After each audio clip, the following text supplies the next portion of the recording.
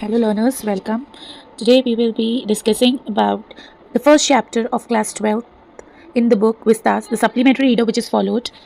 The name of the chapter is The Third Level. The Third Level is written by Jack Finney. It basically deals with the consequences of war, right? जो war के result होते हैं, जो impact होता है लोगों पे, ये उससे डील करता है. जो अनसर्टेनिटी होती है मॉडर्न लाइफ में, बहुत एक स्ट्रेसफुल लाइफ हो गई है हमारी, right? And everyone wants to escape, right? They want to escape this stressful world, right? Because they're facing different kinds of problems. So this chapter basically deals with those things. Now, if we talk about the character list, the story basically revolves around three characters, right? The story basically revolves around three characters who are Charlie, Sam, and Lucia. Right? The characters are Charlie, Sam, and Lucia. So if we talk about Charlie, he is the protagonist of the story. जो main hero होता है किसी भी story का, वो कौन है? Charlie, right? Charlie, and he is 31 year old. वो 31 साल का आदमी है. And he is also the narrator of the story. जो हम स्टोरी पढ़ेंगे वो हम उसी के व्यू पॉइंट से पढ़ेंगे, उसी के डायलॉग्स होंगे उसमें, उसी का कहानी होगी, राइट? वो 31 ईयर ओल्ड का आदमी है and he is not happy with this present life. वो अपनी लाइफ से बिल्कुल भी खुश नहीं है. एंड एक दिन क्या होता है, वो स्टेशन पे जा रहा था, जो रेलवे स्टेशन होता है वहाँ पे डेली वो आता जाता रहता है वहाँ से, तो वहाँ पे जा रहा होता है. उस स्टेशन में सिर्फ 2 ही लेवल होते हैं, फर्स्ट और सेकेंड. लेकिन somehow he finds a third level, right? Somehow he finds a third level, right? Where at Grand Central Station. जो Grand Central Station है वो उस जगह का नाम है, right? इस जगह पे 2 ही लेवल है, 2 ही फ्लोर्स हैं, लेकिन वहाँ पे वो एक थर्ड फ्लोर भी ढूंढ लेता है. अब वो थर्ड फ्लोर एक्चुअली एग्जिस्ट करता है या नहीं, this we will see in the story, right? The second important character in the story is Sam. Second जो इंपॉर्टेंट कैरेक्टर है उसका नाम है सैम. ना हुई Sam. Sam is a psychiatrist, right? एक साइकेट्रिस्ट है सैम, जो लोगों के माइंड को रीड करता है, उनके प्रॉब्लम्स को सॉल्व करने की कोशिश करता है. And he is Charlie's friend, वो चार्ली का दोस्त है. ना जब चार्ली ये थर्ड लेवल एक्सपीरियंस करता है, वो सेंट्रल स्टेशन पे, न्यूयॉर्क के ग्रैंड सेंट्रल स्टेशन पे जाता है, राइट? एंड वो फील करता है कि उसने थर्ड लेवल विजिट किया है. So the first person like he tells his wife, वो अपनी वाइफ को बताता है और उसकी वाइफ उसे कहती है कि go and visit your friend who is a psychiatrist and that friend is Sam. वो सैम से मिलने जाता है, right? So with Sam he discloses all his things, like how he was going through the Grand Central Station and he reached like the third level of the Grand Central Station. But अब Sam भी, though he's a psychiatrist, at first what he tells, so he meets Sam. Sam को वो अपनी चीज़ें बताता है कि कैसे मैंने वहाँ पे एक थर्ड लेवल देखा. तो एट फर्स्ट सैम सेज कि ये तुम्हारा एक ड्रीम है, तुम जस्ट अपनी रियलिटी से एस्केप करना चाह रहे हो, भागना चाह रहे हो अपनी रियलिटी, इसलिए तुमने वो थर्ड लेवल ढूंढ लिया.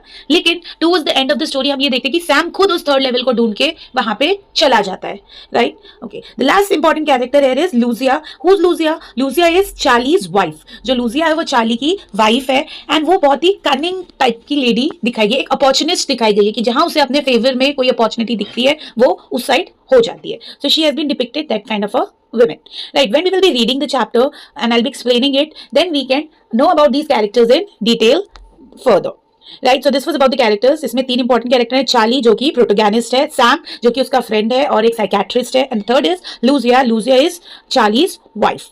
Okay, now let us discuss about the themes. What are the themes that Finney has touched in this chapter, right? इस स्टोरी के थ्रू वो क्या चीजें पोर्ट्रे करना चाह रहे हैं जो राइटर है.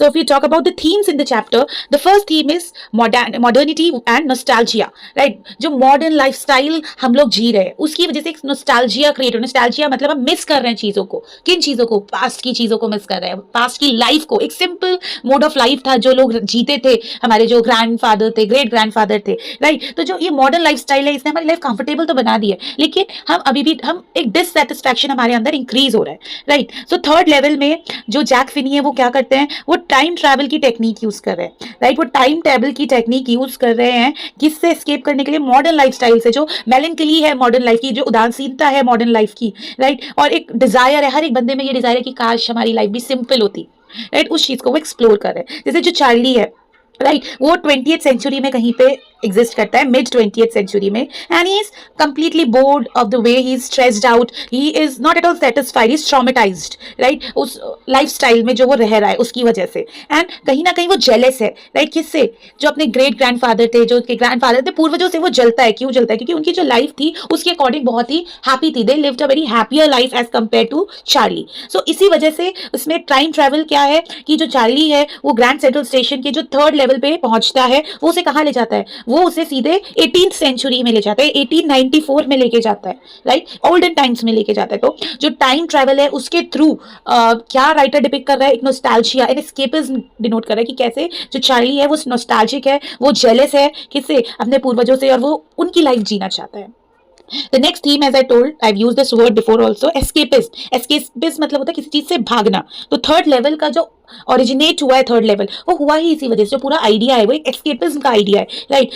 थर्ड लेवल के थ्रू चार्ली क्या कर रहा है, वो एस्केप कर रहा है अपनी रियल लाइफ से, एक दूसरी इमेजिनरी वर्ल्ड में जा रहा है, right. So what it explores the idea of physical and mental escapism in the face of societal ennui and emotional dissatisfaction. जो सोसाइटल प्रेशर है इंसान के ऊपर, जो एक डिससैटिस्फैक्शन है हर चीज को लेके, राइट, चाहे वो फिजिकल प्रेशर हो चाहे मेंटल प्रेशर हो। तो जो थर्ड लेवल है वो क्या कर रहा है, एस्केपिज्म प्रोवाइड कर रहा है, राइट। एक जो मॉडर्न लाइफ से दूर जाने का एक रास्ता, एक पोर्टल क्रिएट कर रहे हैं, राइट। तो चार्ली जो है वो थर्ड ग्रैंड सेंट्रल स्टेशन में जो थर्ड लेवल है उसको डिस्कवर करता है। तो उसकी वाइफ भी और जो उसका साइकेट्रिस्ट फ्रेंड है सैम, उसे बताता है कि वो उसका बस एक वेकिंग ड्रीम है। वेकिंग ड्रीम मतलब खुली आंखों से देखा हुआ सपना है। और वो क्यों है, क्योंकि उसकी जो इच्छा है, जो मॉडर्न लाइफ है उससे दूर भागने की जो इच्छा है, उसकी वजह से एक डेवलप हुआ ड्रीम है। While Charlie does not agree that third level is a figment of his imagination. जो चार्ली है वो इस चीज को नकारता है, वो बिलीव नहीं करता कि थर्ड लेवल जस्ट उसका इमेजिनेशन है, right. He feels third level actually exist. Okay, so next theme है इस चैप्टर की, स्टोरी की, जो राइटर प्रेजेंट कर रहा है, वो reality versus imagination, right. This is the theme, reality versus imagination. This is a conflict between reality and imagination. कैसे, अब जैसे जो सैम है वो चार्ली का साइकेट्रिस्ट है, राइट। चार्ली क्या करता है, थर्ड लेवल डिस्कवर करता है, जो कि उसे कहाँ लेके जाता है, पास्ट में लेके जाता है। कहाँ पे, 1894 में लेके जाता है, right.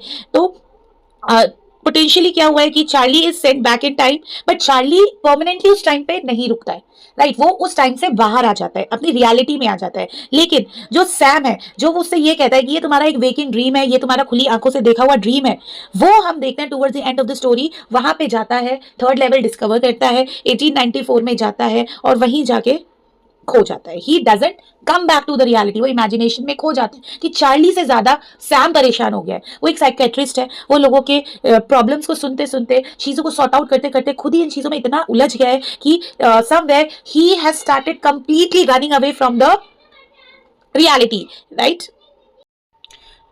So the last theme that we can see in the chapter is the trauma of war.